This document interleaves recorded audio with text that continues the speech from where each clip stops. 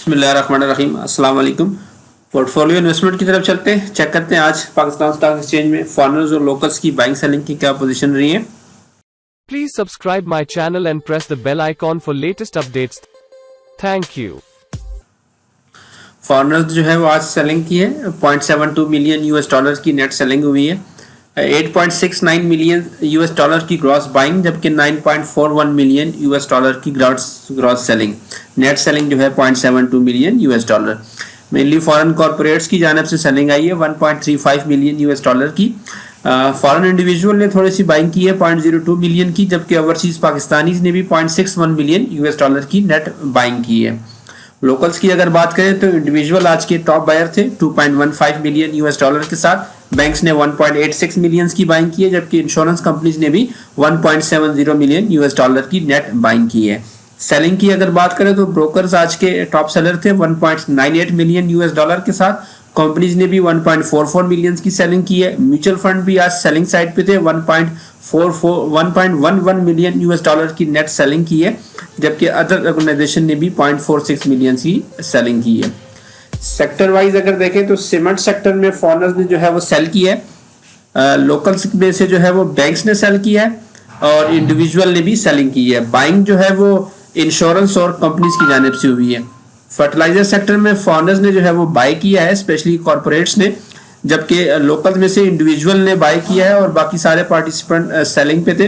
Other organisation और banks ने जो है वो ज्यादा सेलिंग की है।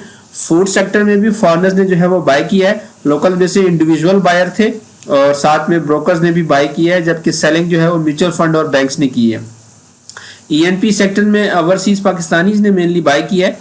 लोकल्स की अगर बात करें तो इंडिविजुअल बाइंग पे थे, बैंक्स और इंश्योरेंस ने बाय किया है। म्यूचुअल फंड बड़े सेलर थे आज ईएनपी में 0.70 मिलियन यूएस डॉलर की नेट सेलिंग की है। ब्रोकर्स ने भी सेलिंग की है। ओएमसी सेक्टर में फॉरेनर्स ने जो है वो सेल किया है। लोकल में से इंडिविजुअल ने बाय किया है और बैंक्स ने सबसे ज्यादा बाय की है 1.46 मिलियन यूएस डॉलर की।